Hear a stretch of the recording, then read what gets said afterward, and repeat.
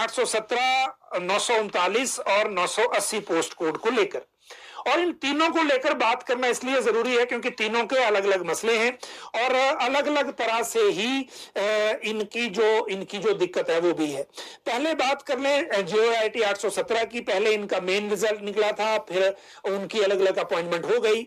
अब जो है रिजल्ट में अब इनकी जो पोस्टें हैं अलग से निकली थी 98, और इनको जो 6 दिसंबर 2024 को ये वेटिंग पैनल से निकले थे, लेकिन ये पोस्टिंग का इंतजार कर रहे हैं। इनमें से बहुत लोग 68 के आसपास जो लोग हैं वो पोस्टिंग का इंतजार कर रहे हैं।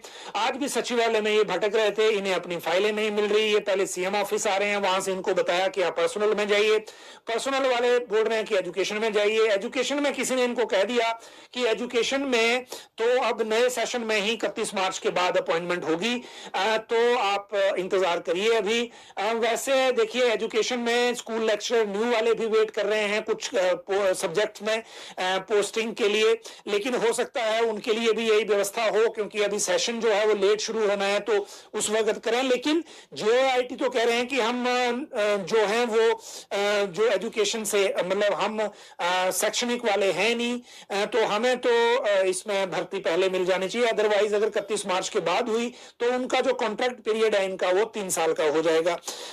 लेकिन अभी भी डिसीजन होना है इसका मुख्यमंत्री कार्यालय के स्तर पे ही। अभी फाइल इसमें घूम रही है और फिर पता चलेगा कि इनकी अपॉइंटमेंट कब जैसे होती है। दूसरी बात है जो पोस्ट को 939 की, ये भी JOIT के हैं।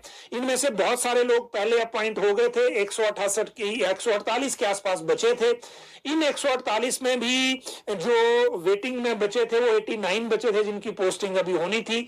इनकी फाइल 89 की फाइल इनको बाकी जगहों में बांट दिया गया है, पावर कॉर्पोरेशन और ऐसे करके अलग अलग। वैसे भर्ती है बिजली बोर्ड के लिए हुई थी, बिजली बोर्ड को दिया नहीं गया।